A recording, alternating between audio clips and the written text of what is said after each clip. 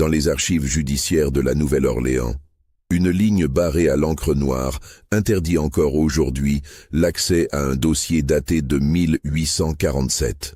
Le registre mentionne simplement « Affaire Beaumont, classification permanente, ordre du gouverneur par intérim ». Personne ne devait savoir ce qui s'était réellement passé dans cette plantation des Bayous ce printemps-là, quand la femme la plus puissante de Louisiane disparut sans laisser de traces. Avant de plonger dans cette histoire enfouie, je vous invite à vous abonner à cette chaîne et à me dire dans les commentaires de quelle ville vous nous écoutez en ce moment. Chaque histoire que je raconte pourrait avoir eu lieu près de chez vous, dans un passé qu'on préfère oublier. L'année 1847 marquait une période de prospérité apparente pour la Louisiane. 2 décennies après son intégration définitive aux États-Unis, l'État connaissait un essor économique sans précédent grâce au coton et à la canne à sucre. La Nouvelle-Orléans brillait comme le 3e port le plus important du pays, attirant des fortunes européennes et des aventuriers de tous horizons. Mais cette richesse reposait sur un système que certains commençaient à questionner en privé, même si publiquement personne n'osait élever la voix. Les plantations s'étendaient le long du Mississippi comme des royaumes féodaux, chacune gouvernée par son propre maître absolu. Les familles patriciennes rivalisaient de luxe et d'influence, construisant des demeures majestueuses qui imitaient les châteaux français, installant des jardins à la française, important des meubles de Paris et des vins de Bordeaux. Dans les salons lambrissés, on parlait français avec affectation, on organisait des bals somptueux, on discutait politique et commerce en sirotant du cognac dans des verres de cristal. À 70 kilomètres au sud de la Nouvelle-Orléans, là où le fleuve se divise en multiples bras avant de rejoindre le golfe du Mexique, se dressait le domaine des Beaumont.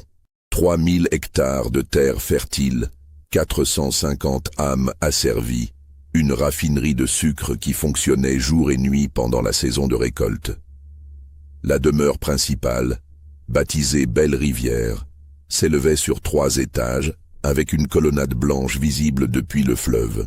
Les voyageurs qui descendaient vers le delta connaissaient ce repère. Quand on apercevait Belle-Rivière, on savait qu'on approchait des régions sauvages où le Mississippi perdait son identité dans les marécages. Édouard Beaumont avait 48 ans en 1847. Gouverneur de Louisiane depuis 3 ans, il partageait son temps entre la capitale à Bâton Rouge et sa plantation. Grand, le visage taillé à la serpe, les cheveux gris peignés en arrière avec soin, il incarnait l'autorité sans ostentation. On le respectait pour son pragmatisme, sa capacité à naviguer entre les factions politiques, son sens des affaires. Il avait bâti sa fortune personnelle avant d'hériter du domaine familial, doublant la production de sucre en 10 ans grâce à des méthodes modernes qu'il avait étudiées lors d'un voyage à Cuba. Sa femme, Céleste, avait 29 ans. Fille d'un armateur de Charleston, elle avait épousé Édouard 9 ans plus tôt dans ce qui était considéré comme le mariage de l'année. Belle, cultivée, élégante, elle régnait sur la société de la Nouvelle-Orléans avec une grâce naturelle que les autres femmes tentaient vainement d'imiter. Ses robes venaient de Paris, ses bijoux faisaient l'envie de toutes, ses réceptions étaient des événements dont on parlait pendant des mois. Mais ceux qui la connaissaient vraiment percevaient, sous le vernis, une intelligence aiguë et une volonté de faire. Céleste Beaumont n'était pas simplement une épouse décorative. Elle gérait les aspects domestiques du domaine avec une efficacité redoutable. Tenait les comptes de la maison, supervisait un personnel nombreux, recevait les visiteurs importants quand son mari était absent. Le couple n'avait pas d'enfants, fait murmurer dans les cercles mondains avec une curiosité malsaine. Certains y voyaient une punition divine, d'autres une stérilité médicale, d'autres encore murmuraient que le gouverneur passait trop de temps loin de son épouse. Mais jamais en public on évoquait ce sujet. Les Beaumont maintenaient une façade parfaite, apparaissant ensemble lors des événements officiels, souriant au bon moment, incarnant le couple idéal de la haute société louisianaise. La plantation fonctionnait comme une petite ville autarcique. Autour de la grande maison s'organisaient les bâtiments nécessaires à la vie et à la production. Les écuries, la forge, la menuiserie, la cuisine extérieure, la buanderie, la glacière, les entrepôts. Plus loin, alignés en rangées géométriques, se trouvaient les cabanes où vivaient les esclaves. Au-delà encore s'étendaient les champs de canne à sucre qui ondulaient sous le vent chaud venant du Golfe. La raffinerie, avec sa cheminée qui crachait une fumée noire pendant la saison de broyage, se dressait près du quai où accostaient les bateaux à vapeur venant chercher les barriques de sucre destinées au marché du Nord. Cette organisation reflétait la hiérarchie rigide qui gouvernait la vie du domaine. Au sommet, le maître et sa famille. Juste en dessous, les contremaîtres blancs, hommes durs venus d'Écosse ou d'Irlande, qui faisaient régner l'ordre dans les champs. Puis les esclaves domestiques qui travaillaient dans la maison et jouissaient de certains privilèges relatifs. Et enfin, la masse des travailleurs des champs, dont l'existence se résumait à un labeur épuisant du lever au coucher du soleil. Parmi les esclaves domestiques de Belle-Rivière, se trouvait un homme nommé Mathias. Âgé de 26 ans, il avait été acheté 7 ans auparavant, lors d'une vente aux enchères à la Nouvelle-Orléans. Son histoire personnelle restait floue, comme celle de la plupart des gens de sa condition. On savait qu'il venait de Virginie, qu'il avait appartenu à une famille de planteurs de tabac tombés en faillite. Il parlait un français excellent, lisait et écrivait, compétence rare qui avait attiré l'attention d'Édouard Beaumont lors de la vente. Le gouverneur cherchait alors un secrétaire personnel, quelqu'un capable de l'accompagner dans ses déplacements, de tenir sa correspondance privée, de gérer certains documents confidentiels. Mathias était devenu bien plus qu'un simple secrétaire. Grand, les épaules larges, le regard intelligent, il possédait une dignité naturelle que même sa condition ne parvenait pas à effacer complètement. Édouard lui faisait confiance pour des tâches délicates, le consultait parfois sur des questions complexes, appréciait son jugement. Cette proximité inhabituelle avec le maître lui conférait un statut particulier parmi les autres esclaves, mélange de respect et de méfiance. Mathias dormait dans une petite chambre près du bureau du gouverneur, mangeait mieux que les autres, portait des vêtements de meilleure qualité. Mais il restait un esclave, une propriété, un être humain privé de liberté et de droit. L'hiver de 1846 avait été exceptionnellement pluvieux. Le Mississippi était monté dangereusement, menaçant les digues. En janvier, Édouard Beaumont avait dû partir précipitamment pour Bâton Rouge afin de coordonner les efforts de protection contre les inondations. La session législative s'annonçait longue et difficile. Le gouverneur envoyait régulièrement des messages à son épouse, l'informant qu'il ne pourrait rentrer avant plusieurs semaines. Céleste se retrouvait donc seule à Belle-Rivière, responsable du domaine en l'absence de son mari. C'est durant cette période que quelque chose commença à se fissurer sous la surface lisse de la vie à Belle-Rivière. Personne ne pouvait dire exactement quand, ni comment. Les changements furent d'abord imperceptibles, comme ces fêlures microscopiques qui apparaissent dans le cristal avant qu'il ne se brise. Au début du mois de mars 1847, une servante nommée Prudence remarqua quelque chose d'inhabituel. Elle travaillait à Belle-Rivière depuis 15 ans, connaissait les moindres routines de la maison, les habitudes de chacun. Ce matin-là, en montant le petit déjeuner à Madame Beaumont comme elle le faisait chaque jour, elle trouva la porte de la chambre déverrouillée. Céleste était déjà levée, habillée, assise à son secrétaire près de la fenêtre. Rien d'anormal en apparence, sauf que Madame ne se levait jamais avant 9 heures. Il était à peine 7 heures. Les jours suivants, le phénomène se répéta. Céleste Beaumont modifiait imperceptiblement son emploi du temps. Elle passait plus de temps dans la bibliothèque, cette pièce au rez-de-chaussée où le gouverneur conservait sa collection de livres et de documents. Elle, qui n'y entrait que rarement, y séjournait désormais pendant des heures. Quand Prudence venait nettoyer, elle trouvait des volumes sortis des rayonnages, ouverts sur la grande table, des traités de philosophie, des récits de voyage, des essais politiques. Un après-midi, Prudence aperçut Mathias sortir de la bibliothèque alors que Madame y travaillait. Il portait une pile de livres, rien d'extraordinaire. Le secrétaire avait accès à cette pièce pour les besoins du gouverneur.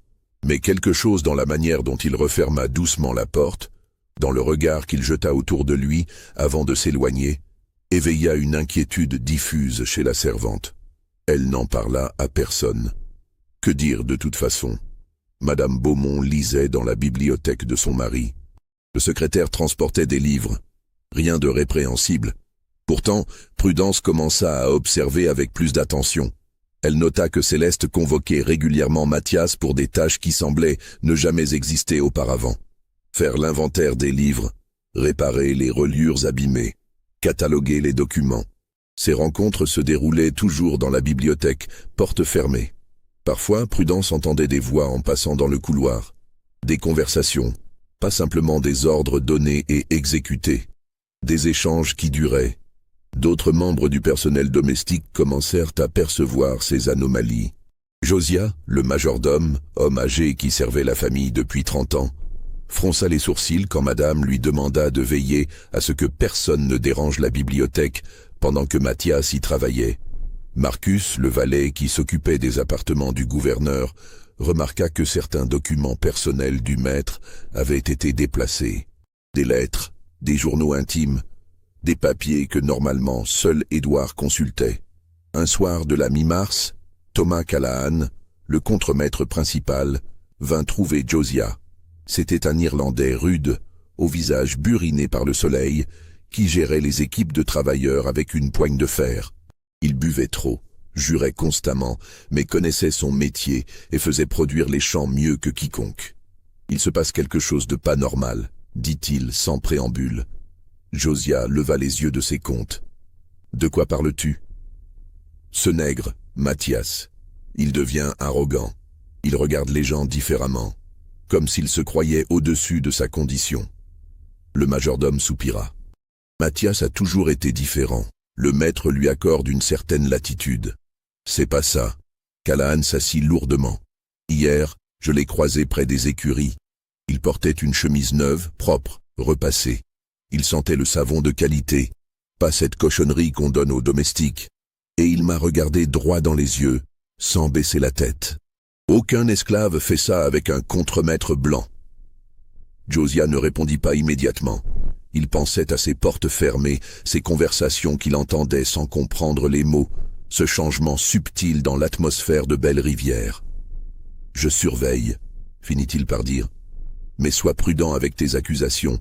Le maître apprécie Mathias. Si tu lances des rumeurs sans preuve... » « Je lance pas de rumeurs, je constate. Et je suis pas le seul. Plusieurs gars ont remarqué. » Cette conversation marqua un tournant. Une fois l'attention éveillée, les observations se multiplièrent. On nota que Madame Beaumont descendait parfois dans les jardins en fin d'après-midi, prétendument pour se promener, et que Mathias se trouvait souvent dans les parages, taillant les haies ou réparant une barrière. On remarqua que les repas de Madame étaient montés de plus en plus tard le soir, comme si elle attendait que le personnel se retire. On surprit des regards échangés lors du dîner, quand Mathias servait à table, des regards qui duraient une fraction de seconde trop longtemps. Fin mars, une lettre arriva de Bâton Rouge. Le gouverneur annonçait qu'il ne pourrait rentrer avant le début du mois d'avril. La session législative traînait en longueur, des désaccords compliquèrent les débats. Sa présence était indispensable. Il faisait confiance à son épouse pour gérer le domaine. Le soir où cette lettre fut reçue, Prudence monta le dîner de Madame Beaumont comme d'habitude. Elle frappa, attendit l'autorisation d'entrer. Quand elle poussa la porte, elle trouva Céleste debout près de la fenêtre, le visage tourné vers l'obscurité du parc. La pièce n'était éclairée que par une seule lampe, créant des ombres dansantes sur les murs. « Posez le plateau sur la table », dit Céleste sans se retourner. Prudence obéit, puis se dirigea vers la porte. Mais au moment de sortir, elle entendit sa maîtresse murmurer quelque chose. Un seul mot, prononcé si bas qu'elle crut d'abord avoir mal entendu. Mais non, le mot était clair. « Demain ». La servante referma la porte, le cœur battant. À qui madame parlait-elle? Il n'y avait personne d'autre dans la chambre, sauf si... Prudence descendit rapidement l'escalier. Dans le hall, elle croisa Mathias qui montait justement. Il portait un volume relié de cuir, l'un de ces registres où le gouverneur tenait ses notes personnelles. Leurs regards se croisèrent. Mathias ne baissa pas les yeux. Il sourit même légèrement, d'un sourire qui glaça Prudence jusqu'aux os. Ce n'était pas le sourire servile d'un esclave. C'était le sourire de quelqu'un qui possède un secret, un pouvoir. La nuit du 30 mars 1847 fut particulièrement chaude pour la saison. Une chaleur moite montait des bayous, chargée d'humidité et de senteurs végétales. Aucun souffle de vent ne venait rafraîchir l'air. Dans les cabanes des esclaves, les gens peinaient à dormir, allongés sur leurs paillasses, écoutant le chœur des grenouilles et des insectes nocturnes. Dans la grande maison, Josiah effectuait sa ronde habituelle avant de se retirer. Il vérifiait que toutes les portes étaient fermées, que les lampes étaient éteintes, que tout était en ordre. En passant devant la bibliothèque, il remarqua un ray de lumière sous la porte. Quelqu'un se trouvait encore à l'intérieur alors qu'il était près de minuit. Il hésita, la main sur la poignée. Devait-il vérifier? Après un moment d'incertitude, il frappa doucement. Aucune réponse. Il frappa plus fort. Toujours rien. Il entr'ouvrit la porte. La pièce était vide. Une lampe à huile brûlait sur le bureau, éclairant des papiers éparpillés, des livres ouverts, un verre de cognac à moitié vide. Josiah fronça les sourcils. Madame ou Mathias avait dû oublier d'éteindre avant de partir. Il s'avança pour souffler la flamme, remarquant au passage les documents qui traînaient. Des lettres personnelles du gouverneur, des pages de son journal intime, des comptes privés. Un bruit le fit se retourner brusquement. Dans le couloir, des pas s'éloignèrent rapidement. Des pas furtifs, comme quelqu'un qui ne voulait pas être entendu. Josiah se précipita vers la porte, scruta l'obscurité du corridor. Une silhouette disparaissait au bout du passage, trop loin pour être identifiée. Mais il eut le sentiment que c'était une femme, d'après la forme et la démarche. Le majordome retourna dans la bibliothèque, éteignit la lampe, referma soigneusement à clé. Mais en remontant dans ses quartiers, il ne put chasser un malaise grandissant. Quelque chose de grave se tramait à Belle-Rivière. Il le sentait dans ses os, avec cette certitude que donnent 40 ans d'expérience. Les jours suivants confirmèrent ses craintes. Céleste Beaumont changea visiblement. Elle, qui avait toujours été d'une rigueur exemplaire dans la gestion de la maison, commença à négliger certaines tâches. Les menus des repas n'étaient plus vérifiés avec son attention habituelle. Les comptes restaient non signés sur son secrétaire. Elle annulait des visites prévues, prétextant des migraines ou des malaises. Elle passait des heures enfermée dans sa chambre, refusant qu'on la dérange. Mathias, lui aussi, changea. Son attitude devint plus assurée, presque hautaine. Il donnait des ordres aux autres esclaves domestiques, chose qu'il n'avait jamais faite auparavant. Il exigeait que ses vêtements soient mieux entretenus, que ses repas lui soient servis à des heures précises. Quand Callahan, le contremaître, tenta de le réprimander pour son comportement, Mathias répliqua qu'il agissait sous les ordres directs de Madame Beaumont et que le contremaître n'avait pas à s'en mêler. Cette insubordination aurait normalement mérité un châtiment sévère. Mais quand Callahan alla se plaindre auprès de Céleste, celle-ci le reçut froidement et lui dit que Mathias accomplissait effectivement des tâches importantes pour elle, qu'il devait être laissé tranquille. Le contremaître ressortit de l'entretien rouge de colère et d'humiliation. Le 8 avril, Édouard Beaumont envoya un télégramme annonçant son retour pour le 15. La nouvelle se répandit rapidement dans le domaine. Josiah remarqua que madame sembla troublée en lisant le message. Elle le relut plusieurs fois, les mains tremblantes, puis le froissa et le jeta dans la cheminée. Ce soir-là, Prudence entendit des éclats de voix venant de la bibliothèque. Elle s'approcha, l'oreille contre la porte. C'était la voix de madame, tendue, presque désespérée. « Nous n'avons plus le temps. Il rentre dans une semaine. » Une voix d'homme répondit, trop basse pour que Prudence distingue les mots. Puis Céleste de nouveau. « Je sais les risques, mais je ne peux plus continuer ainsi. Je préfère tout perdre plutôt que... » La phrase resta inachevée. Prudence s'éloigna rapidement, le cœur battant. Elle descendit aux cuisines où Josiah prenait son thé du soir. Le majordome leva vers elle un regard interrogateur. « Il faut que je vous parle », murmura-t-elle. Ils sortirent dans la cour, loin des oreilles indiscrètes. Sous le ciel étoilé, Prudence raconta tout ce qu'elle avait observé, entendu, deviné. Josiah l'écouta en silence, son visage devenant de plus en plus sombre. « Seigneur Dieu », finit-il par murmurer, « si c'est ce que je pense, oh, qu'allons-nous faire ?» Le vieux majordome resta longtemps silencieux, pesant les options. « Rien pour le moment. Nous n'avons aucune preuve tangible, juste des soupçons. Si nous accusons madame sans fondement et que nous nous trompons, nous serons chassés. Mais si nous avons raison, » il secoua la tête. « Attendons le retour du maître. S'il y a quelque chose à révéler, ce sera à lui de le découvrir. » Mais les événements allaient prendre une tournure que personne n'aurait pu prévoir. Le 11 avril au matin, un incident apparemment anodin déclencha une série de réactions en chaîne. Marcus, le valet, entra dans le bureau du gouverneur pour y faire le ménage. Il trouva des tiroirs ouverts, des dossiers sortis, des papiers en désordre. Normalement, Mathias rangeait toujours soigneusement après avoir travaillé. Cette négligence était inhabituelle. Mais ce qui alarma vraiment Marcus, ce fut la découverte que le petit coffre-fort personnel du gouverneur, dissimulé derrière un panneau de boiserie, avait été ouvert. Le valet courut prévenir Josiah. Les deux hommes retournèrent au bureau, examinèrent le coffre. Il ne semblait rien manquer à première vue. Les liasses de billets étaient là, les documents importants, les bijoux de famille. Mais en regardant plus attentivement, Josiah remarqua que certains papiers avaient été déplacés. Et surtout, le testament personnel du gouverneur, normalement rangé dans une enveloppe scellée, se trouvait maintenant dans une enveloppe différente, non scellée.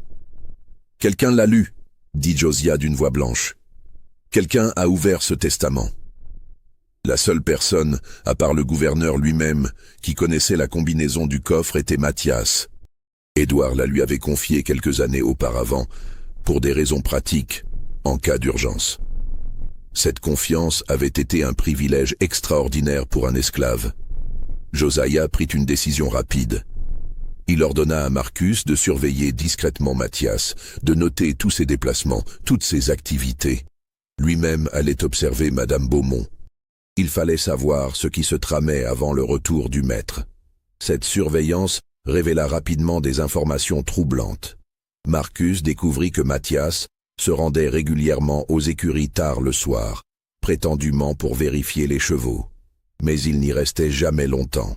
Il ressortait après quelques minutes, regardait autour de lui avec prudence, puis retournait vers la maison principale. Curieux, Marcus le suivit une nuit. Il vit Mathias entrer par une porte de service rarement utilisée, celle qui donnait sur l'aile ouest où se trouvaient les appartements privés de Madame Beaumont. De son côté, Josiah observa que Céleste passait beaucoup de temps à écrire. Des lettres qu'elle cachait ensuite dans le tiroir secret de son secrétaire. Une après-midi, profitant d'une absence momentanée de sa maîtresse, Josiah força le tiroir avec une épingle. Il trouva plusieurs lettres non envoyées, toutes adressées à la même personne, maître Henri Lavergne, avocat à la Nouvelle-Orléans. Il n'eut pas le temps de lire le contenu en détail, mais il aperçut des phrases qui lui glacèrent le sang. Annulation de mariage, séparation de biens, demande de protection légale. Madame Beaumont envisageait de quitter son mari. Cette découverte était déjà suffisamment choquante. Mais pourquoi? Quel lien avec Mathias? Et pourquoi consulter ce testament? Le 12 avril, Josiah décida de confronter directement Mathias. Il attendit que celui-ci termine son travail dans le bureau du gouverneur, puis l'interpella dans le couloir. « Il faut qu'on parle. » Mathias le regarda avec un mélange de défi et de prudence. « À quel sujet ? » ?»« Tu sais très bien de quoi je veux parler, ce qui se passe entre toi et madame. » Le visage de Mathias se ferma. « Je ne vois pas de quoi vous parlez. Ne me prends pas pour un imbécile. » Josiah baissa la voix, jeta un regard autour de lui. Je ne sais pas exactement ce que vous manigancez tous les deux, mais je sais que c'est grave. Le coffre du maître a été ouvert, son testament a été lu. Madame écrit à des avocats. Il saisit le bras de Mathias. Arrête tout ça maintenant, avant qu'il soit trop tard. Le gouverneur rentre dans 3 jours. S'il découvre... Mathias se dégagea brusquement. Vous ne comprenez rien, rien du tout. Sa voix tremblait, mélange de colère et d'autre chose, peut-être de la peur. Madame Beaumont n'est pas celle que vous croyez. Le gouverneur non plus. Il y a des choses dans cette maison, des secrets qui... Il s'interrompit comme s'il en avait déjà trop dit. Quel secret? Demandez au gouverneur ce qu'il a fait en 1838, demandez-lui ce qui est arrivé à sa première épouse. Josiah sentit un frisson lui parcourir l'échine. Quelle première épouse? Le gouverneur n'a jamais été marié avant Madame Céleste. Mathias eut un sourire amer. C'est ce qu'on raconte officiellement, mais ce testament que j'ai lu, il raconte une autre histoire. Une histoire enterrée, effacée des registres, oubliée par tout le monde. Sauf que Madame l'a découverte, et maintenant, elle sait. Il se pencha vers Josiah, le regard brillant d'une intensité fiévreuse. Vous voulez savoir le vrai secret de Belle-Rivière? Ce n'est pas moi. Ce n'est pas Madame, c'est ce que le gouverneur a fait il y a 9 ans. Et pourquoi il ne peut jamais laisser la vérité sortir? Avant que Josiah puisse répondre, Mathias s'éloigna rapidement, le laissant seul dans le couloir, l'esprit en tumulte. Cette révélation cryptique plongea Josiah dans une confusion totale. Une première épouse? C'était impossible. Tout le monde en Louisiane connaissait l'histoire d'Édouard Beaumont. Fils unique d'une riche famille de planteurs, il avait hérité du domaine à 25 ans à la mort de son père. Il avait ensuite multiplié la fortune familiale par des investissements judicieux. À 39 ans, il avait épousé Céleste de la Roche, unique héritière d'une fortune maritime. Un mariage brillant, célébré en grande pompe.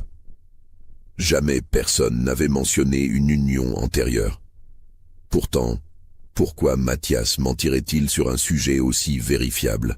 Et que signifiait cette mention de 1838? Cette année-là, le majordome s'en souvenait vaguement. Le jeune Édouard Beaumont avait quitté la Louisiane pendant plusieurs mois. Un voyage d'affaires à Cuba, avait-on dit.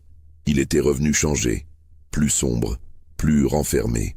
Mais de là à imaginer qu'il aurait été marié, Josiah décida de mener sa propre enquête. Il savait où le gouverneur conservait ses archives personnelles les plus anciennes, dans une malle cadenassée au grenier, parmi d'autres souvenirs de famille. Cette nuit-là, le majordome monta discrètement sous les combles. La malle était couverte de poussière, manifestement non ouverte depuis des années. Avec un tournevis, il força le cadenas rouillé. À l'intérieur, il trouva des lettres jaunies, des photographies, des documents légaux. Il fouilla méthodiquement à la lueur d'une bougie, les mains tremblantes d'anticipation et d'angoisse. Et finalement, tout au fond, sous une pile de vieux registres de comptes, il découvrit une enveloppe scellée à la cire rouge. Il brisa le sceau, sortit les documents. Son cœur se mit à battre violemment quand il comprit ce qu'il tenait entre les mains. Un certificat de mariage daté du 15 juin 1837. Édouard Beaumont et Marguerite Fontenay, mariés à La Havane, Cuba. Une photographie montrait une jeune femme au visage doux, aux cheveux sombres, au sourire timide. Au dos, une inscription à l'encre pâlie. Ma bien-aimée Marguerite, juin 1837.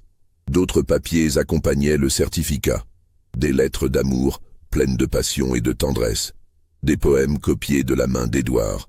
Des billets griffonnés rapidement, témoignant d'un bonheur évident. Josiah lisait ces mots avec une stupéfaction croissante. Il n'aurait jamais imaginé que le gouverneur austère et contrôlé qu'il connaissait avait pu écrire des phrases aussi enflammées. Puis il trouva autre chose. Un acte de décès. Marguerite Fontenay-Beaumont, décédée le 3 mars 1838 à Belle-Rivière, Louisiane. Cause du décès: fièvre puerpérale. Josiah relut plusieurs fois le document, essayant de comprendre. Fièvre puerpérale. Une complication post-accouchement. Marguerite était donc morte en couche. Mais où était l'enfant? Aucun acte de naissance dans l'enveloppe, aucune mention d'un bébé. Il continua à fouiller de plus en plus fébrile. Et au fond de la malle, caché sous un linge, il découvrit un dernier document qui lui fit l'effet d'un coup de poing dans le ventre. Un registre personnel, tenu par Édouard Beaumont lui-même. Une sorte de journal intime couvrant les années 1837 et 38. Josiah le feuilleta rapidement, lisant des passages au hasard. Fin juin 1837. Nous sommes rentrés à Belle-Rivière aujourd'hui. Marguerite est émerveillée par le domaine. Je n'ai jamais été aussi heureux de ma vie. 15 septembre 1837. Marguerite m'a annoncé la nouvelle ce matin. Nous attendons un enfant pour mars. Je suis fou de joie. 10 janvier 1838. Père est furieux. Il refuse de reconnaître mon mariage. Il dit que Marguerite n'est pas de notre rang, que sa famille n'a aucune fortune, aucun nom. Il menace de me déshériter si je ne fais pas annuler cette union. Je lui ai dit qu'il pouvait garder son argent. J'ai Marguerite, j'ai notre enfant à venir. C'est tout ce qui compte. 1er mars 1838. Les douleurs ont commencé cette nuit. Le médecin est venu de la Nouvelle-Orléans. Il dit que tout se passe normalement. 3 mars 1838. Mon Dieu, mon Dieu. Marguerite est morte, l'enfant aussi, un garçon, mort-né. Ils sont partis tous les deux. Je ne veux plus vivre. Les pages suivantes étaient presque illisibles, l'écriture devenant de plus en plus erratique, témoignant d'un désespoir absolu. Puis, brusquement, plusieurs pages avaient été arrachées. Le journal reprenait 3 mois plus tard, en juin 1838. 8 juin 1838. J'ai fait ce qu'il fallait. Père avait raison. Personne ne doit savoir. Les registres ont été modifiés. Les témoins se sont tus. Le docteur Mercier a accepté l'argent. C'est comme si rien ne s'était jamais passé. Marguerite n'a jamais existé. Notre fils n'a jamais existé. Je suis redevenu le célibataire que j'étais, libre de me remarier avantageusement, comme l'exige mon rang. 15 juin 1838. J'ai enterré tous ces effets dans le caveau familial. Personne ne les trouvera. Les domestiques qui la connaissaient ont été vendus ou renvoyés. Les nouveaux ne sauront rien. Dans quelques années, je pourrai épouser une femme appropriée, bâtir une famille respectable. Personne ne saura jamais que j'ai trahi la mémoire de Marguerite pour préserver ma position sociale. Josiah referma le journal, les mains tremblantes. Il comprenait maintenant. Le gouverneur avait effacé toute trace de son premier mariage, pour des raisons de convenance sociale, de stratégie familiale, de préservation de la fortune. Il avait laissé mourir la mémoire de sa première épouse, avait prétendu qu'elle n'avait jamais existé, puis s'était remarié avec Céleste, comme si de rien n'était. Mais comment Céleste avait-elle découvert cette histoire? Et surtout, qu'est-ce que cela signifiait pour la situation actuelle? Le majordome redescendit du grenier, l'esprit en tumulte. Il devait parler à madame, lui dire qu'il savait, comprendre ce qu'elle comptait faire de ces informations. Si cette histoire vous glace le sang, laissez un like et dites-moi dans les commentaires ce que vous pensez qu'il va se passer. Croyez-vous que Céleste va révéler le secret du gouverneur? Et quel est vraiment le rôle de Mathias dans tout cela? Il trouva Céleste dans le petit salon, assise près de la fenêtre, regardant la pluie qui commençait à tomber. Elle leva vers lui des yeux rougis, comme si elle avait pleuré. « Josiah, dit-elle d'une voix fatiguée, vous vouliez me parler ?» Le majordome s'avança, mal à l'aise. « Madame, j'ai découvert certaines choses, des choses concernant le passé du gouverneur. » Elle eut un sourire triste. « Je sais ce que vous avez trouvé. La malle au grenier. Je m'attendais à ce que quelqu'un finisse par y monter. » Elle se leva, s'approcha de lui. « Vous voulez savoir comment j'ai appris ?»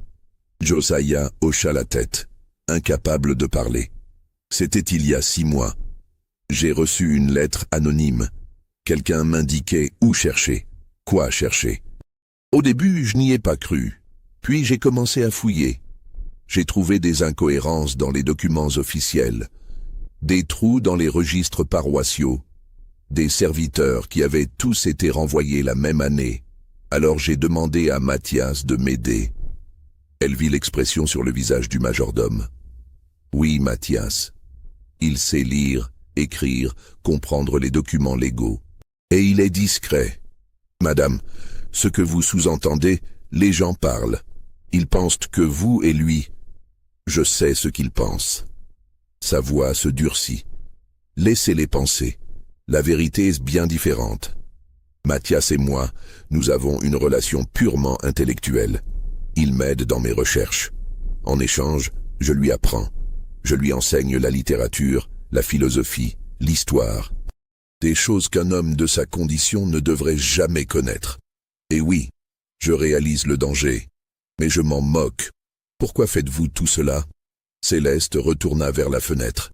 Quand elle reprit la parole, sa voix tremblait légèrement. Parce que j'ai compris qui était vraiment mon mari. Un homme capable d'effacer l'existence d'une femme qu'il prétendait aimer. Un homme qui a sacrifié la mémoire de son épouse et de son enfant mort-né pour préserver sa réputation et sa fortune.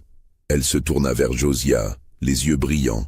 Savez-vous ce qu'il m'a dit le jour de notre mariage? Que j'étais son premier amour, que je serais la mère de ses enfants, que nous bâtirions une vie ensemble. Tout cela était un mensonge, j'étais juste une alliance avantageuse. Une dot qui convenait. Mais madame, tous les mariages de notre société sont ainsi. Peut-être, mais moi j'avais cru autre chose. Elle essuya ses yeux d'un geste brusque. Et puis j'ai découvert pire. Bien pire. Quoi donc? Céleste hésita longuement avant de répondre. Marguerite n'est pas morte de fièvre puerpérale. Elle a été tuée. Le silence qui suivit cette déclaration sembla s'étirer à l'infini. Josiah fixait sa maîtresse, incapable de croire ce qu'il venait d'entendre. Tuée, mais le certificat de décès, falsifié, comme tout le reste. Céleste sortit une liasse de papier de son secrétaire. J'ai retrouvé le docteur Mercier, celui qui a signé l'acte de décès. Il est très vieux maintenant, malade, proche de la mort. Il vit dans un hospice à la Nouvelle-Orléans. Je suis allé le voir il y a 2 mois. Au début, il a refusé de parler. Puis, je lui ai dit que je savais qu'il avait été payé pour mentir. Alors il a craqué, il m'a tout raconté. Elle tendit les papiers à Josiah. C'était une déposition écrite, signée de la main tremblante du vieux médecin. Le majordome lut, horrifié. Selon le témoignage, Marguerite n'était pas morte en couche. Elle avait survécu à l'accouchement malgré des complications. L'enfant était vivant, un garçon comme l'avait noté Édouard dans son journal. Mais le père du gouverneur, ce patriarche impitoyable, avait refusé d'accepter cette mésalliance. Il avait exigé que son fils fasse disparaître toute trace de ce mariage déshonorant. Et Édouard, écrasé par la pression paternelle, affaibli par le chagrin, avait accepté un plan terrible. Le bébé avait été donné à une famille d'esclaves qui devait l'élever en secret. Quant à Marguerite, trop faible pour protester, on lui avait administré une dose mortelle de laudanum. Le docteur Mercier avait signé un certificat de décès mensonger. Le corps avait été enterré discrètement dans une partie reculée du domaine, pas même dans le caveau familial comme le prétendait le journal. « Mon Dieu !» murmura Josiah. « C'est un meurtre. » Oui, un meurtre orchestré par le père d'Édouard, exécuté avec la complicité de mon mari. Céleste reprit les documents. Et ce n'est pas tout. L'enfant. Vous vous demandez ce qu'il est devenu? Le majordome la regardait, paralysé d'horreur. Il a grandi dans les quartiers des esclaves. On lui a donné un autre nom. Il ne sait rien de ses véritables origines. Mais moi, je sais qui il est. Elle marqua une pause. C'est Mathias. Le monde sembla basculer autour de Josiah. Mathias, le secrétaire personnel du gouverneur, l'homme qui jouissait de privilèges inexplicables, celui à qui Édouard faisait confiance pour ses affaires les plus intimes, son propre fils, réduit en esclavage, propriété de son père biologique qui ignorait sa véritable identité. Vous en êtes certaine? Absolument. J'ai retrouvé la famille esclave à qui le bébé a été confié. La femme est morte depuis longtemps, mais son mari vit encore. Il travaille dans les champs de canne. Il m'a tout confirmé. Il a élevé Mathias comme son propre fils, sans jamais lui dire la vérité. Mais il a conservé une preuve. Céleste sortit un médaillon en argent. Ceci appartenait à Marguerite. Le docteur Mercier l'a laissé avec le bébé, un dernier souvenir de sa mère. Il contient une mèche de cheveux et une inscription gravée à l'intérieur. Elle ouvrit le bijou.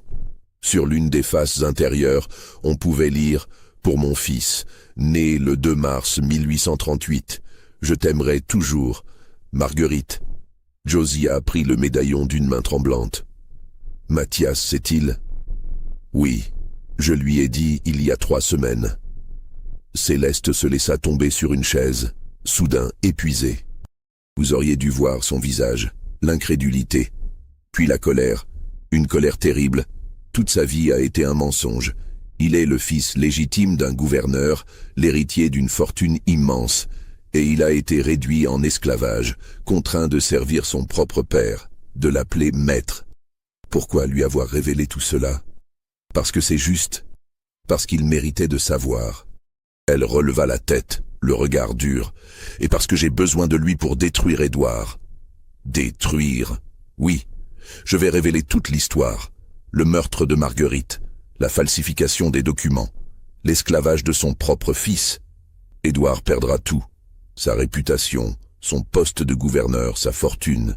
Il sera ruiné, peut-être même jugé pour meurtre complice. Josiah secoua la tête, terrifié par ce qu'il entendait. « Madame, vous ne pouvez pas faire ça, les conséquences. » « Je me fiche des conséquences. » Céleste se leva brusquement. « Cet homme m'a épousé sous de faux prétextes. Il m'a menti pendant 9 ans. Il a laissé mourir une femme innocente et a réduit son propre enfant en esclavage. Il mérite d'être puni. » Et Mathias? Qu'adviendra-t-il de lui? Je vais demander l'annulation de mon mariage. Je vais revendiquer la moitié de la fortune des Beaumont. Et avec cet argent, j'achèterai la liberté de Mathias. Je lui rendrai son identité véritable. Je ferai reconnaître ses droits d'héritier.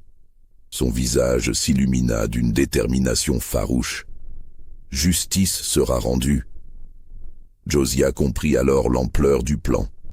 Ce n'était pas une simple histoire d'adultère comme tout le monde le croyait. C'était une vengeance méticuleusement préparée. Une vengeance qui allait faire exploser l'un des plus grands scandales que la Louisiane ait jamais connu. Quand comptez-vous agir? Édouard arrive après-demain, le 15 avril. Céleste sourit amèrement. Ce jour-là, je lui présenterai les preuves. Je lui donnerai une chance de reconnaître la vérité volontairement. S'il refuse, je contacterai les journaux, les autorités, les tribunaux. Tout le monde saura. Et s'il accepte de reconnaître Mathias, alors peut-être pourrons-nous trouver un arrangement. Une reconnaissance discrète, une compensation financière, la liberté pour Mathias, et mon départ de Belle-Rivière. Elle soupira. Je ne veux plus rien avoir à faire avec cet homme, je veux juste réparer une injustice. Josiah quitta le salon, la tête lourde. Il savait qu'il aurait dû avertir le gouverneur. C'était son devoir en tant que majordome loyal. Mais une partie de lui-même était révoltée par ce qu'il avait appris. Un père qui réduit son propre fils en esclavage. Une jeune femme assassinée pour des questions d'honneur familial. Des décennies de mensonges. Qui méritait vraiment sa loyauté? Cette nuit-là, Josiah ne dormit pas. Il resta éveillé, tournant et retournant le problème dans son esprit. Au petit matin, il avait pris sa décision. Il n'interviendrait pas. Il laisserait les événements suivre leur cours. Quelle que soit l'issue, justice serait faite d'une manière ou d'une autre. Le 14 avril, la tension à Belle-Rivière était palpable. Céleste passa la journée enfermée dans ses appartements, relisant ses documents, préparant ses arguments. Mathias, lui, semblait étrangement calme. Il accomplissait ses tâches habituelles comme si de rien n'était. Mais Josiah, qui le connaissait bien, pouvait voir la tempête qui grondait sous cette façade tranquille. Le soir, le majordome croisa Mathias dans les écuries. Le jeune homme sellait un cheval, celui qu'il montait parfois pour porter des messages urgents. « Vous partez » demanda Josiah. Mathias se retourna. À la lueur de la lanterne, son visage paraissait transformé. Ce n'était plus le secrétaire obéissant, l'esclave résigné. C'était quelqu'un d'autre. Quelqu'un de plus dur, de plus déterminé. Je vais à la Nouvelle-Orléans. Madame Beaumont m'envoie porter des lettres à son avocat. Des lettres très importantes. Il caressa l'encolure du cheval. Demain, quand le gouverneur arrivera, tout sera déjà en route. Les journaux recevront leurs copies. Les autorités aussi. Il ne pourra rien arrêter. Vous êtes sûr de vouloir faire ça? Une fois lancé, il n'y aura pas de retour en arrière. Mathias fixa Josiah droit dans les yeux. Toute ma vie, on m'a dit que j'étais une propriété, un objet, quelque chose qu'on achète et qu'on vend.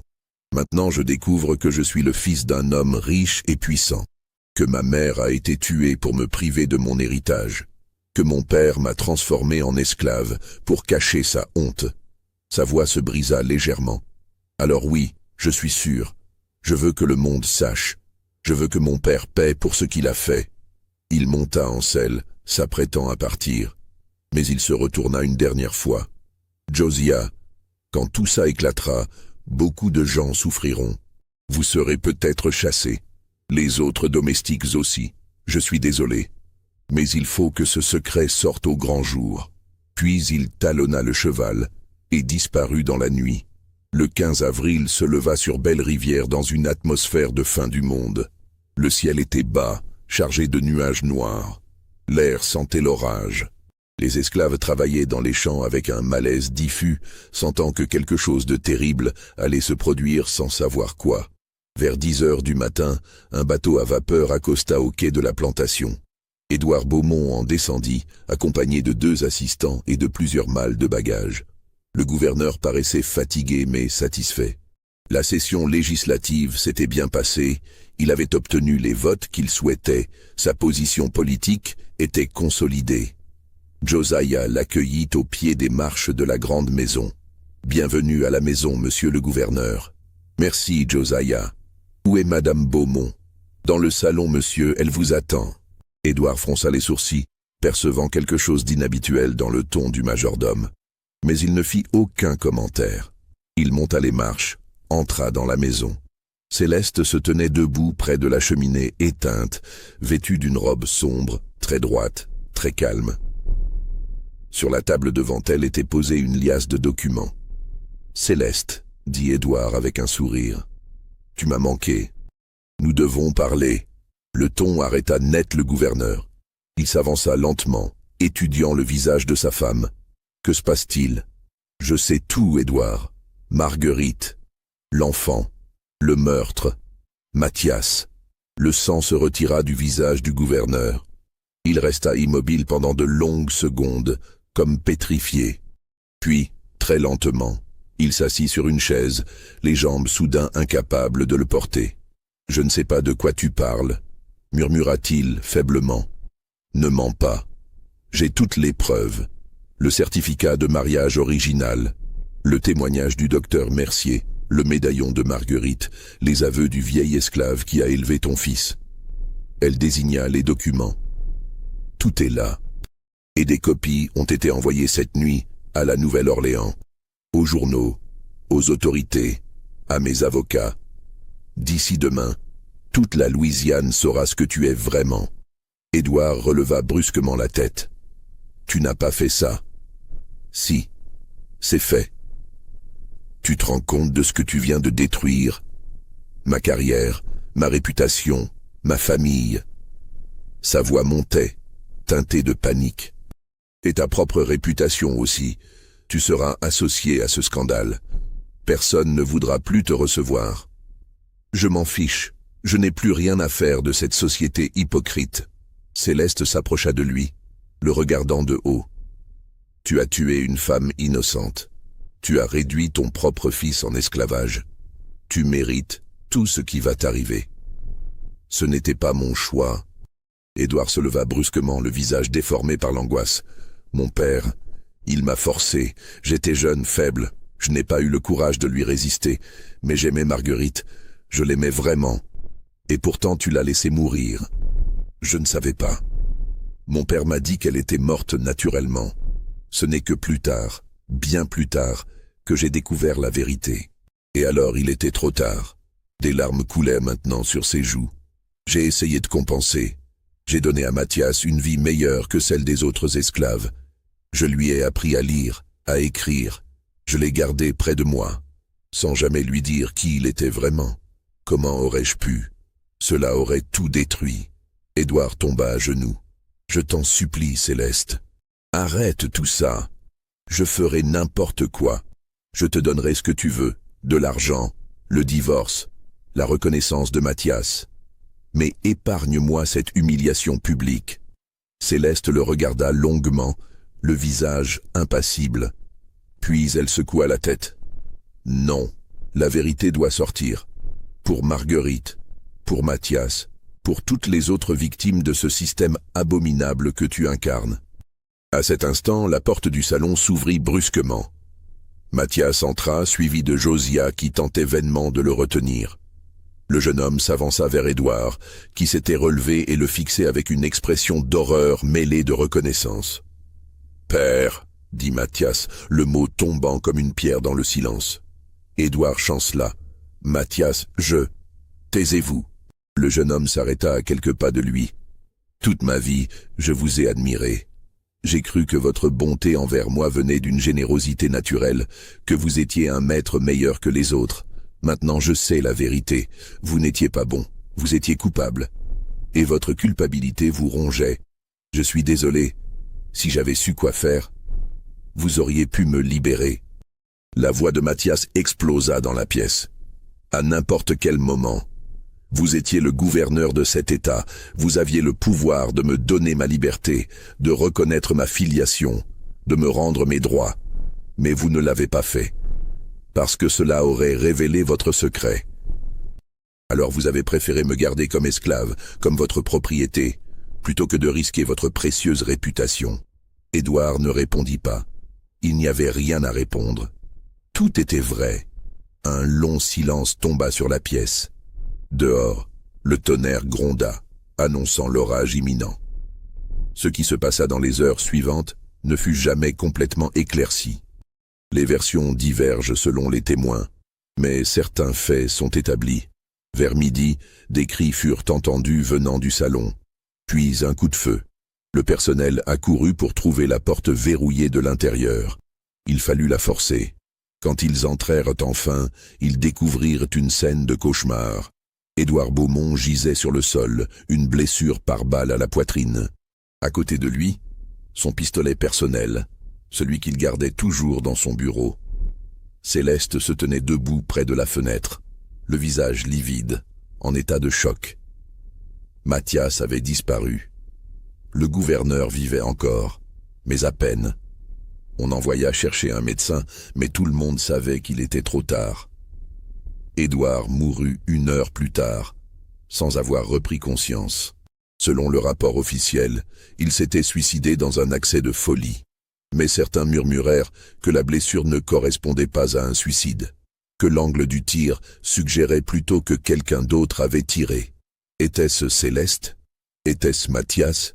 Ou Édouard s'était-il vraiment donné la mort, incapable de supporter la honte à venir? On ne retrouva jamais Mathias. Il disparut cette nuit-là, profitant de la confusion et du chagrin qui paralysaient le domaine. Certains dirent l'avoir vu partir à cheval vers le nord. D'autres affirmèrent qu'il avait pris un bateau à vapeur vers la Nouvelle-Orléans. Une rumeur persistante voulait qu'il ait fui vers le Canada, rejoignant les réseaux clandestins qui aidaient les esclaves à gagner leur liberté. Céleste Beaumont fut interrogée longuement par les autorités. Elle maintint sa version. Le gouverneur, confronté au scandale imminent, avait choisi de se suicider. Elle produisit tous les documents qu'elle avait rassemblés, prouvant l'histoire de Marguerite et du fils caché. Mais curieusement, ces documents ne furent jamais rendus publics. Le nouveau gouverneur par intérim, un ami proche d'Édouard Beaumont, ordonna que l'affaire soit classée secrète. Pour le bien de l'État, dit-il, pour préserver la dignité de la fonction. Les journaux qui avaient reçu des copies des documents reçurent des visites de fonctionnaires influents. Les articles préparés ne furent jamais publiés. Le docteur Mercier mourut subitement dans son hospice avant de pouvoir être officiellement interrogé. En quelques semaines, un voile de silence tomba sur toute l'affaire. Officiellement, le gouverneur Édouard Beaumont était mort d'une crise cardiaque. Sa veuve, éplorée, vendait le domaine de Belle-Rivière et retournait vivre dans sa famille à Charleston. Le secrétaire personnel du gouverneur, un esclave nommé Mathias, avait profité de la confusion pour s'enfuir. Une récompense était offerte pour sa capture, mais sans grand espoir de succès. Quelques personnes, très peu, connaissaient la vérité. Josiah était de celles-là. Il avait été présent cette matinée tragique, avait entendu les accusations, les pleurs, les cris. Il savait que quelque chose de terrible s'était produit dans ce salon, mais il ne parla jamais. Jusqu'à sa mort, 20 ans plus tard, il garda le secret. Prudence, la servante, avait vu Mathias sortir en courant de la maison, du sang sur sa chemise. Mais elle aussi se tut. Que pouvait-elle dire? Qui l'aurait écoutée, elle, une simple esclave? Les années passèrent. Belle-Rivière fut rachetée par une famille du Nord. La grande maison fut rénovée, repeinte, transformée. Les nouveaux propriétaires ne savaient rien du drame qui s'y était joué. Ou peut-être le savaient-ils et préféraient-ils oublier. La guerre de sécession éclata 14 ans plus tard. La Louisiane fut ravagée, ses plantations brûlées, son système esclavagiste détruit. Belle-Rivière survécut au combat, mais déclina inexorablement. Après la guerre, avec l'abolition de l'esclavage, le domaine ne fut plus rentable. Il fut progressivement abandonné, tombant en ruine. En 1890, un historien local entreprit de documenter les anciennes familles patriciennes de Louisiane. Il entendit parler de l'histoire étrange du gouverneur Beaumont. Il fouilla dans les archives, interrogea les vieux habitants de la région. Mais il ne trouva presque rien. Quelques allusions vagues, des rumeurs contradictoires, des documents manquants dans les registres officiels. Il rédigea néanmoins une note dans son ouvrage, publié en 1895. Le gouverneur Édouard Beaumont mourut en avril 1847 dans des circonstances qui restent obscures. Des rumeurs persistantes parlent d'un scandale impliquant son épouse et un esclave. Mais aucune preuve tangible n'a pu être retrouvée. L'affaire reste l'un des mystères non résolus de notre histoire. Quant à Mathias, personne ne sut jamais ce qu'il était devenu. Avait-il réussi à gagner sa liberté? Était-il mort en fuyant? Vivait-il quelque part sous un autre nom, gardant pour lui le secret de ses origines? En 1923, un vieil homme noir se présenta aux archives de la Nouvelle-Orléans. Il dit s'appeler Michael Fontaine et cherchait des informations sur sa famille. Il expliqua que son grand-père s'appelait Mathias, qu'il avait été esclave à Belle-Rivière, qu'il s'était enfui en 1847. L'archiviste fouilla dans les registres, mais ne trouva aucune trace d'un esclave nommé Mathias sur cette plantation. « C'est étrange, » dit l'homme. « Mon grand-père me racontait toujours cette histoire. Il disait qu'il était le fils caché d'un gouverneur, que sa mère avait été assassinée, que tout avait été étouffé. » Il secoua la tête, tristement. « Je suppose que ce n'était qu'une légende familiale, une histoire pour se donner de l'importance. » Mais en quittant les archives, il laissa tomber quelque chose. L'archiviste le ramassa. C'était un vieux médaillon en argent, terni par le temps. Elle l'ouvrit machinalement. À l'intérieur, presque illisible, on pouvait encore déchiffrer une inscription gravée. « Pour mon fils, né le 2 mars 1838, je t'aimerai toujours. Marguerite. » L'archiviste resta longtemps à contempler le bijou. Puis, lentement, elle referma le médaillon et le rangea dans un tiroir, parmi d'autres objets non identifiés. Elle ne le montra à personne. Elle ne fit aucune recherche. Parfois, pensa-t-elle, il vaut mieux laisser le passé enterré. Aujourd'hui, Belle-Rivière n'existe plus. L'emplacement est devenu un parc industriel.